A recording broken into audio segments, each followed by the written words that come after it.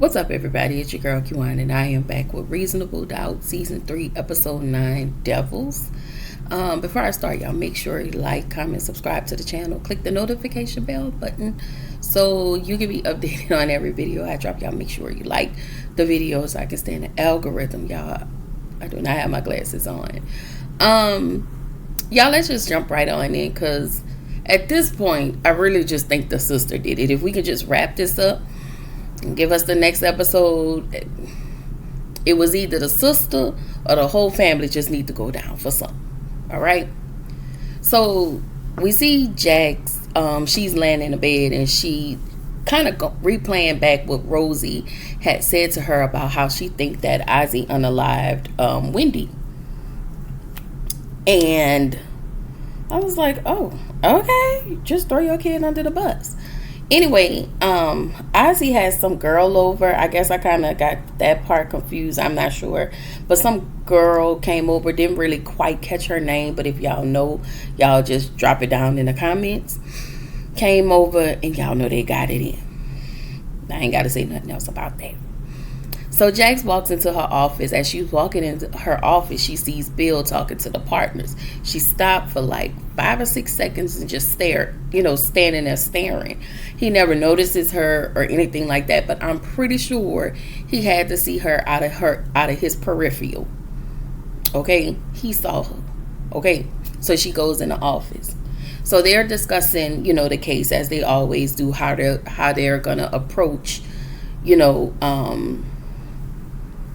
how they're gonna get Ozzy off or whatever.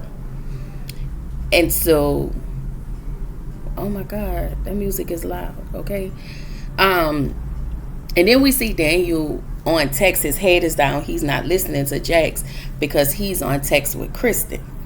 And so Jax was like, Daniel.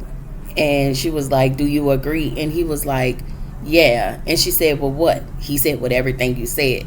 So, of course, we know he wasn't paying attention. So, we get to Ozzy. And there's this flashback with young Ozzy and young Rosie. And they're at the vet. So, apparently, they had a dog. And a dog consumed a whole lot of chocolate. And so, the vet had Ozzy to excuse himself. He talked to Mama Rosie. So, y'all, because the dog consumed a lot of chocolate, and y'all know dogs are not supposed to eat chocolate. That's what my kids tell me. So that's why we don't give Ava no chocolates. Shout out to Ava. Okay. The doctor was like, are your kids dealing with any mental health issues? Because, so Miss Rosie was offended. And she was like, no, they're not. Like, what are you saying?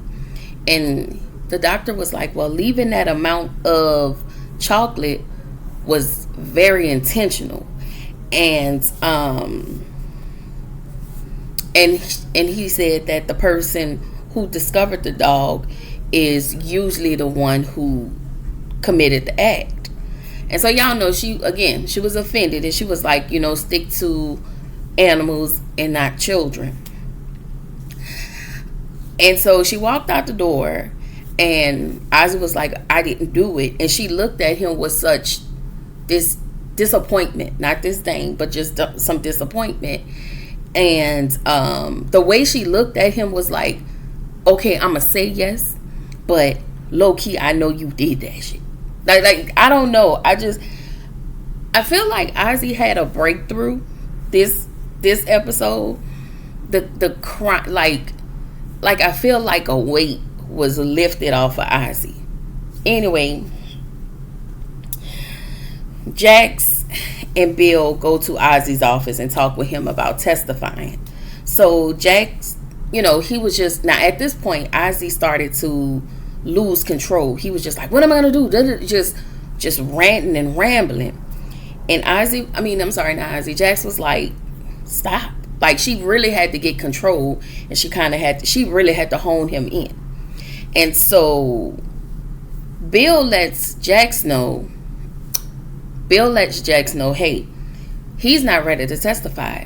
Jax is already aware of that. But Bill was like, listen, this is me speaking up. Like, you told me when I need to speak up, speak up. And y'all know Jax just don't listen to me. I want to say I don't think she intentionally does it, but this is her case. And she does know better.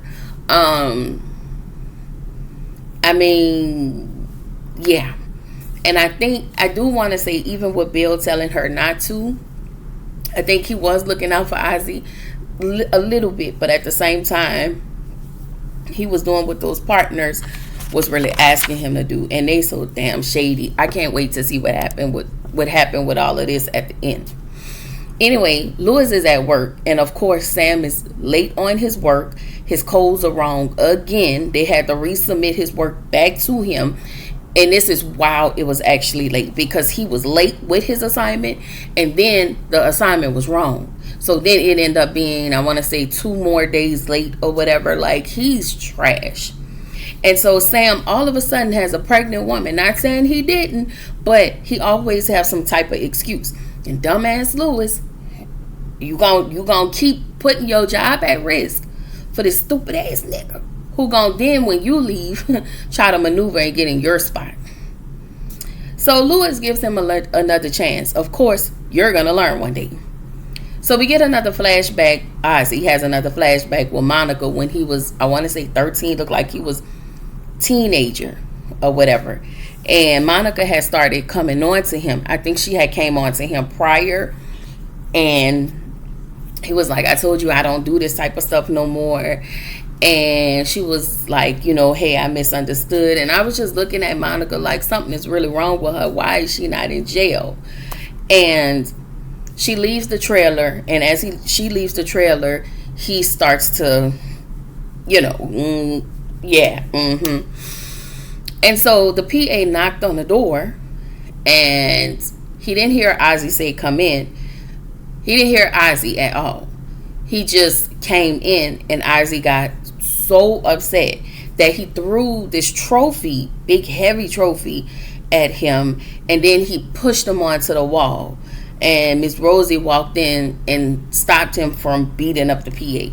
Like, these anger issues just really showing up. So Ozzy has his session with Autumn, and what I got out of that is basically he doesn't remember unaliving Wendy or even unaliving the dog. We find out that his mom, they had him taking some type of Adderall, I want to say. They had him taking Adderall at a young age. Not only did they have him taking Adderall, but he was diagnosed with some mental health condition. And then the doctor kind of was like, okay, he's okay. Which is so odd to me. And I just feel like they treated Ozzy as a check. Like, they treated him as a check that they did not see him. And so, we back in regular time. Jax don't think Ozzy unalive Wendy. But Bill, we find out that Bill thinks otherwise. Jax asks Bill, what's your issue with me? She asked him twice, like, hey, what's your issue with me? I didn't ask you what your issue is with the case. I'm asking you what your issue is with me. She, because, she find out, she approached him about the partners, and she was like, did they promise to make you a partner? And so he ended up telling her. And then she lets him know, I know about you and Sally, and I know about you and your wife divorcing you. And so he tells Jax, listen, I don't want to be your flunky. And so Jax was like, well, what you think you gonna be to them once you make partner? Because at the end of the day, he's a lot less, what they think Jax is problematic, they don't think Bill is problematic. They think Bill is just gonna always go with the flow and make their lives easier, but still be able to make the money. They want to control the partners. You cannot do that. So in the next scene, Chelsea rolled up on Lewis, and she tells him about Eddie. Like, I want to tell you, like, Eddie ain't right, and I bet you he said this and that about me. And she was just throwing all of this negative stuff out about Eddie, which is true, but you're just like him. And I feel like both of y'all are playing Jax at this point. And so she wanted to meet Jax, and Lewis was like, listen, I can't promise any of that, but I just talk to her. He get in the car and then he leave. So Daniel gets home to see a letter from Kristen saying, she can't, saying something about the truth can't be fixed. And then we get to the next scene where Rosie and Kristen, we're at the trial. We're at Ozzy's trial. We're back in the courtroom where Ozzy is going to be on the stand. And so the dad lets Ozzy know that Rosie and Kristen won't be there to see him on the stand. Again, this is them abandoning him. Even though they make up for it, I feel like they make up for it in pacifying him and babying him and the codependency he has on them and coddling him. Anyway, the flashback. Ozzy has another flashback with his mom giving him 3 Adderall pills instead of 2. He asked her, he said, well, why and again, he's a teenager. She was like, well, why do you give me Adderall 3? And I think the doctor said to give me 2. Well, basically, she wants him to be ready for when it's time for him to go to work. Again, you're giving him all of these additional pills so he can go out and make money for y'all lazy ass. Like that's what I got out of that. So, he tells her, and even in this scene, I felt like I'm trying to, like Ozzy was just trying to get love from his mom. And so he lets his mom know, I didn't hurt the dog. And so Miss Rosie was like, listen, I'm sure you didn't, I'm sure what you did was an accident. Like, again, I really don't believe you. And then he tells his mom, I love you. And she says, same. Like it makes me, like, I have questions like, did y'all really love him, like, after the business came, or did y'all treat him like a business and not like one of y'all children? Not like a child. Anyway, we get Ozzy on the stand. Jazz is asking him questions just to kind of prove, I don't want to say this, but I'm going to say it, like, to kind of prove his stupidity. Like, there is no way he could have done X, Y, and Z because he don't know how to do this, and this. Okay, so Ozzy didn't buy the gun. His dad purchased the gun for him. I want to say he was on 3 different drugs that night that Alex brought to him. He don't know where to purchase a rope. He was like, from the rope store, and they was laughing in a way he was looking like, why y'all laughing at me? Like, it was just the way he was looking like was funny. Okay, and so I want to say it was Monica or his mom that took him to the gun class to teach him how to shoot. He doesn't know the safe, the code to the safe where the gun is located. He doesn't know how to get to the cabin. He doesn't know how to get to the cabin. He don't drive. Well, I think he was driving, but he doesn't know how to get to the cabin because he doesn't know the address.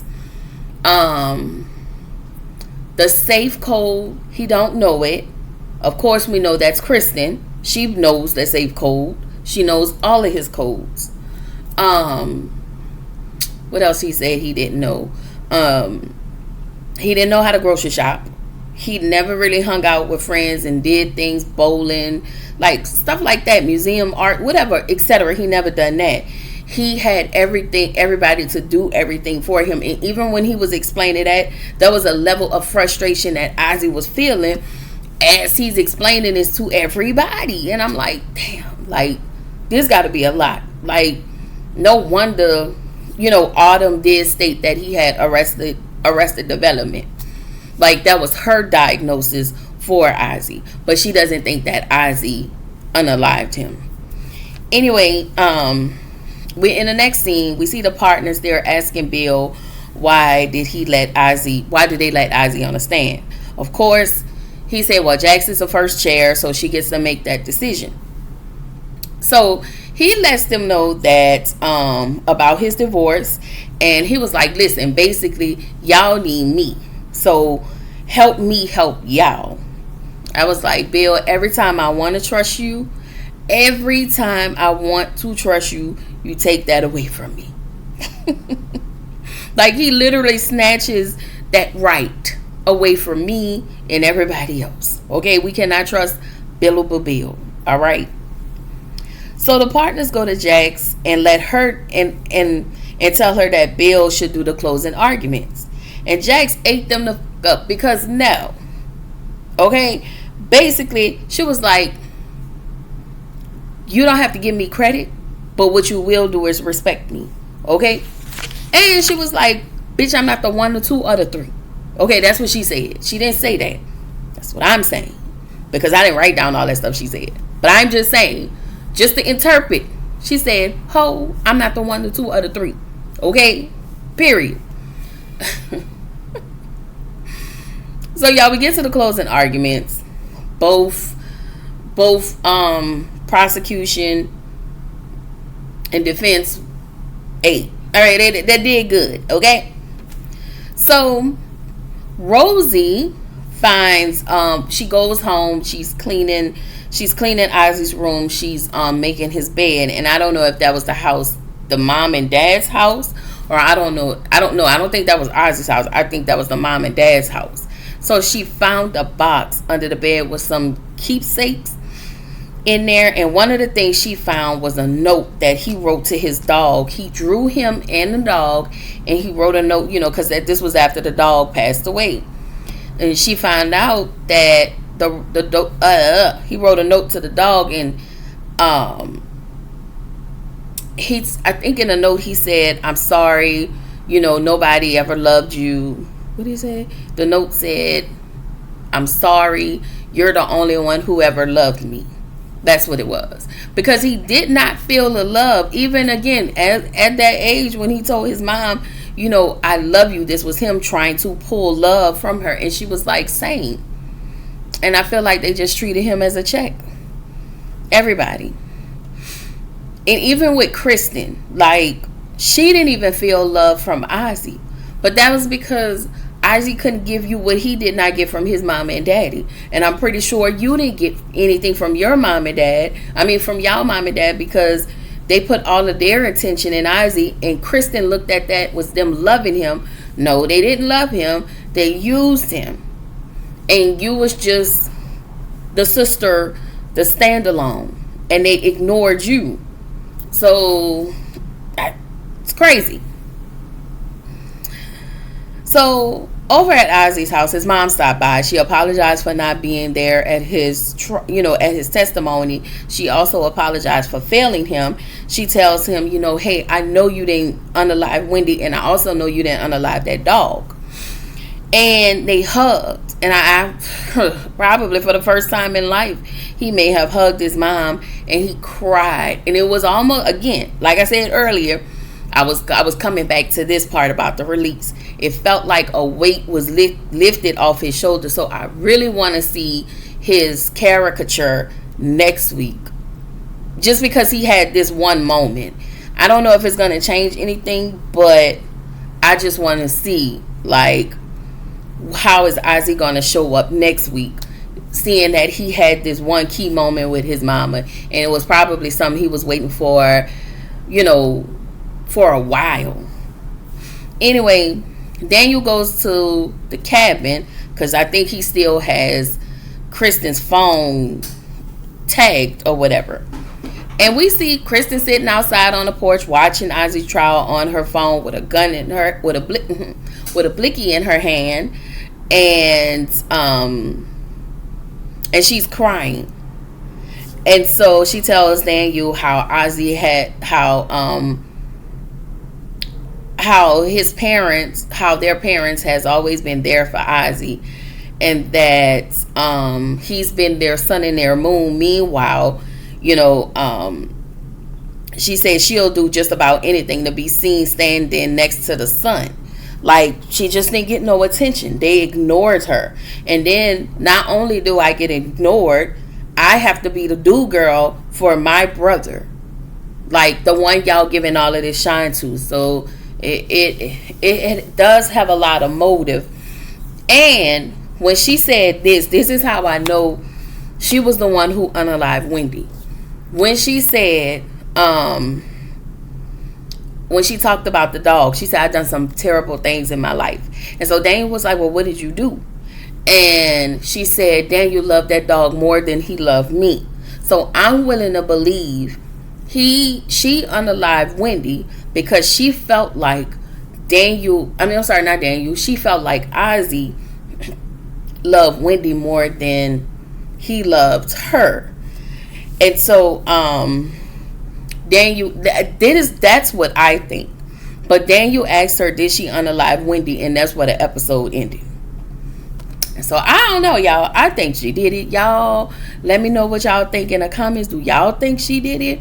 Do y'all think it was still the mama? Whoever y'all think it was, Ozzy the mama, the dad, what's her name? Monica, somebody. Okay, Ronnie, Bobby, Ricky, or Mike. Drop it down in the comments and let me know. And I will see y'all in the next video.